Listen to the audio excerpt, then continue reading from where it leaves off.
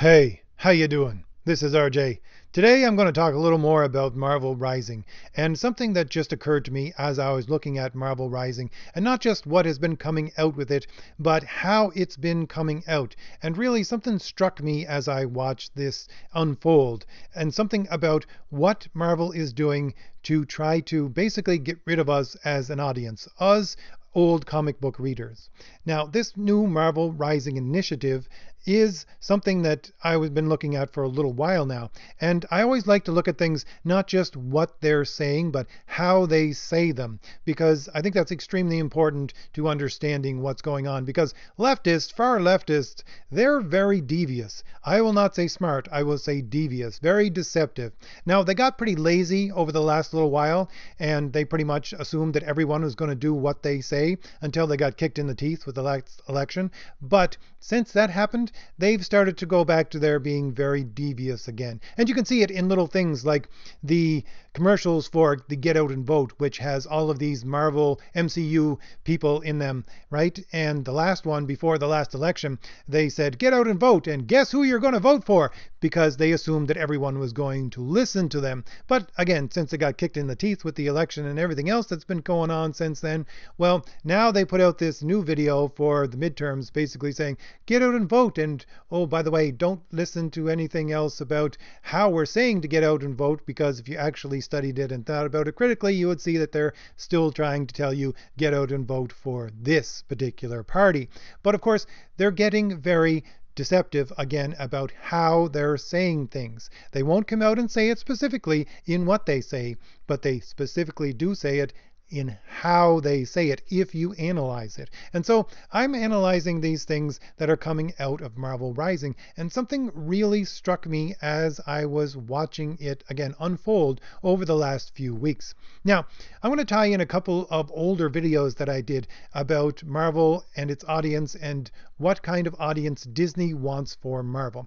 And I'll hopefully just go over them quickly because they're fairly older videos. I did them almost at the first of my channel. The first one was me saying that when I looked at how Disney is using Marvel Comics, it is using it in a very specific way that seemed very familiar to me, in a way that I had seen in economic case studies before. And it's basically being used in a way where these people who run the company want to get rid of some of their customers. And when you have a company that wants to get rid of its customers, it is bad business to actually say go away, because of course that would make complainers. Complainers like to complain. They complain to other people who then spread the complaints all over the place, and you start losing a lot more people than you wanted to originally. So you can't just tell people to go away if you don't want them to be your customers anymore. What you do is you jack up the price for less service, and you tell them nothing about what is going on.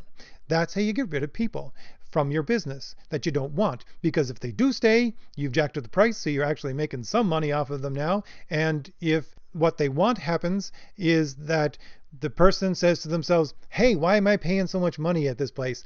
I'm going to be smart and going to go over to their competitor over there, and he's going to give me the same service for less, and I'm so smart because I come up with this myself. And he goes la-di-da off to someplace else to get another product, and the people in the company get rid of that customer, which they wanted to begin with. And that's what's happening with Disney's use of Marvel Comics. They jacked up the price, they gave you less quality, and they're not telling you anything about what's going on, because they want to get rid of their traditional audience. And they want to get rid of this traditional audience of comic book readers because, of course, Disney is this giant company, giant leftist company, who just wants the world to be brown. Because if they just had a brown world where everybody was under one world government and everybody had, the same religion and the same ideology and the same thoughts, and everybody was the same race, well, of course, they just have to produce one product for this giant market, and then they could just start making money hand over fist even more than they are right now, because they just have to produce this one product for everybody. So they're always trying to simplify, and that's the kind of market they really want. But of course, that's not the kind of market that they have, so they're going to try to rig it so this is the people who actually consume their products. And of course, you have Disney, and they just want to pump out, Mickey Mouse ears or t-shirts with Ariel on them or something like that, so that it doesn't have to be anything complicated. They just want to pump out this garbage so people buy it. They want the happy cows coming through the turnstiles at Disney World and just forking over their money and leaving with a smile so that they come back. That's what they want. They don't want to have to deal with all these complicated things. And a publishing company is a complicated thing. They learned that when they tried to publish comics themselves. And on top of that, writing stories is a complicated thing. They don't want to have to deal with that. And to have on top of that an audience who is actually concerned with things like continuity, where they want their characters to actually have the same characteristics and the same personality in all of the books that they're in, well, that's just too much work. So they want to get rid of us. All these people like us who actually expect that in their comic books. They want to get rid of us. And the other video that I did on this sort of topic was talking about Marvel's lifestyle branding. Now, I said in that video that, Marvel's lifestyle branding, this wasn't something they just come up with all of a sudden and made that announcement that they're suddenly going to be a lifestyle brand. No, that was something that I'm sure was in the works for a long time. And they just decided this is when we're going to announce it, of course. And the whole thing with lifestyle branding is the fact that the way that it actually works is on subcultures. You can't do it on the culture itself. It doesn't work. That's contrary to what lifestyle branding actually is. You have to appeal to a subculture. And when you look at the subculture that they're actually appealing to, which I did by going over a lot of their advertisements in that other video, you see that the actual audience that they're trying to appeal to isn't comic book readers, but it's SJWs, of course.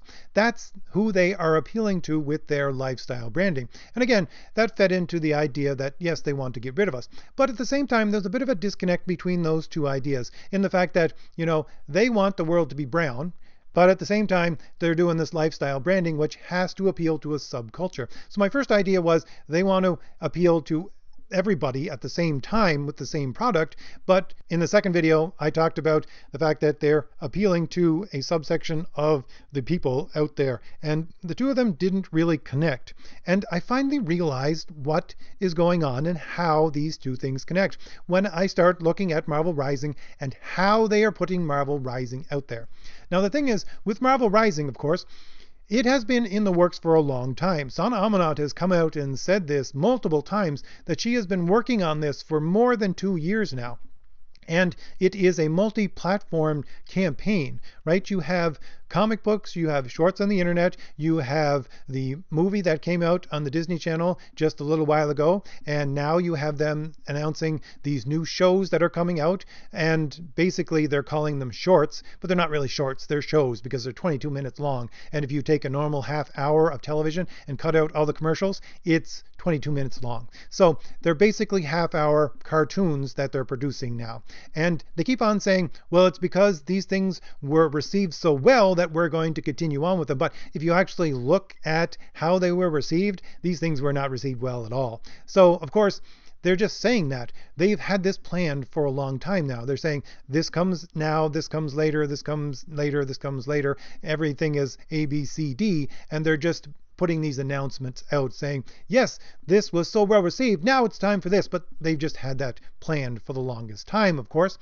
But the whole point is that I'm looking at not just these shorts and these comics and these movies themselves, but how they're actually putting them out there, and especially how they are putting them out there in ways that are unscripted, especially in panels like when they talked about it at the San Diego Comic-Con and the Marvel Rising panels and Sana Amanat's tweets and things like that. Looking at all of these things, it really becomes clear what they're trying to do and how my two ideas actually do connect together.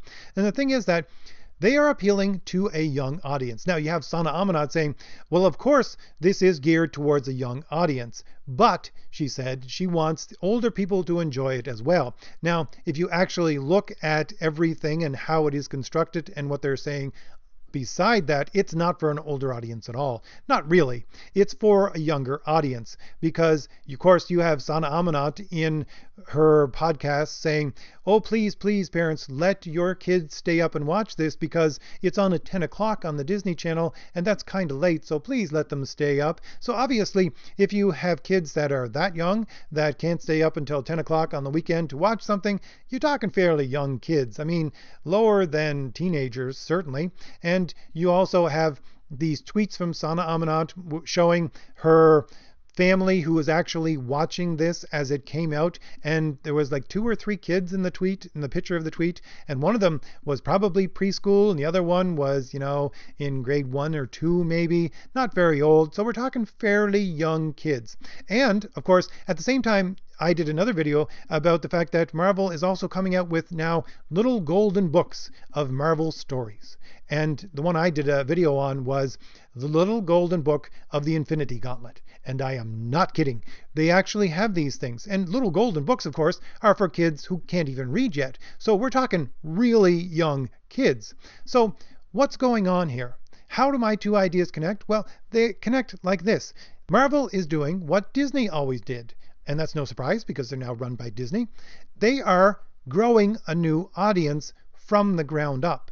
That's what they're doing. That's what their plan is. That's what Marvel Rising is for. They are growing a new audience from the ground up. Because the Disney way to get an audience, of course, is to put out as many things as they can so that you have these tiny little kids recognize these characters and their logo, and then get them to go see the movies, and then they get hooked on these movies, and then you also infantilize these people who are your audience. You know, that's one of the Disney slogans, right? You know, bring out the kid in you and all that kind of stuff. They want to infantilize you because, of course, they're far leftists, and far leftists always want to infantilize you. They want to make sure that you're always dependent upon the nanny state because, of course, then you're constantly a child and they get to usurp whatever power you have and use it for themselves in order to just get their own agenda put forward. That's what the far leftists do, but that's another argument.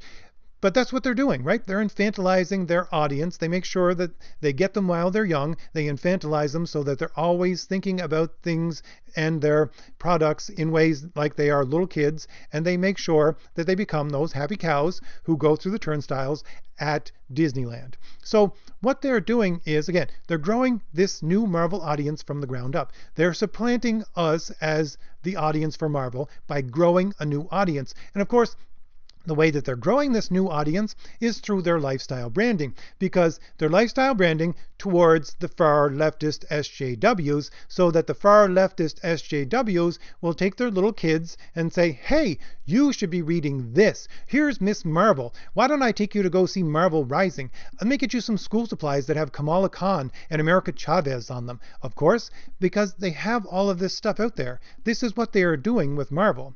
And they are making sure that all of these SJW parents are doing this and watching these shows with their kids and putting this in front of their children as they go to school or even before school with their little golden books and all of this stuff. So they have this new audience. They're growing this new audience to supplant us so that, you know, in 10 years when they're old enough, they will be the actual audience for Marvel Comics. And of course, they will be the audience that they want for Marvel Comics. And in 2 ways want for Marvel Comics, because they will be uncritical. They won't be thinking about things like we do about continuity. No, it's going to be just like a cartoon to them. It's like there's no continuity between, I don't know, The Little Mermaid and Pocahontas. There doesn't need to be. So who cares? They just put them all together in their heads anyways. So they make sure that they are uncritical about these things because that's the kind of audience they want. And they also, just by the way, make sure that they put in enough leftist rhetoric in there so that when they're small little kids, they just give them a little and then a little more and then a little more. And then they get to the Marvel Comics and they're okay with all the progressivism in them. Because of course, you have in the San Diego Comic-Con, there was someone who said, are you going to actually take these characters in Marvel Rising and make them as progressive as you have in the comic books? And of course, the question wasn't answered directly. The answer to that question was, well, you'd be surprised. Of course you'd be surprised, because the whole point is they're not going to stick it in the little kids' faces. They're just going to put it in there underhandedly so that the kids get used to it little by little by little, and they give them a little more and a little more of the progressivism until, of course, you get them to actually buy these progressive garbage comics that are coming out of Marvel, because that's what they want to sell, because they're cheap and they can pump them out and they don't need to have continuity. They really don't need to have good stories or anything else. If they do, it's a fluke, and who really cares? They just want to put out things that people will buy that they really don't have to put much money into. And that's why they want this initiative, this Marvel Rising initiative, to take hold so badly, because that's what they're doing. And that's what they've been doing with everything. They're getting rid of us, older comic readers, who actually want things like continuity.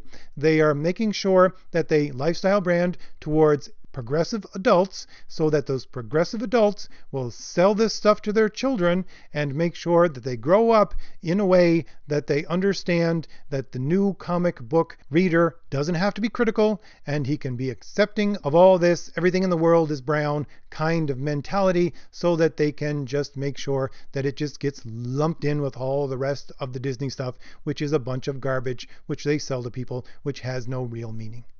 And really, why it took me so long to actually figure this out, I don't know. Because, historically, it's really easy to see. A normal person secures their legacy by having children. But historically, a leftist, a far leftist, secures their legacy by stealing other people's children. And I could take a whole entire video and just go over the historical evidence for that. But that's the really scary thing. That's what they're trying to do.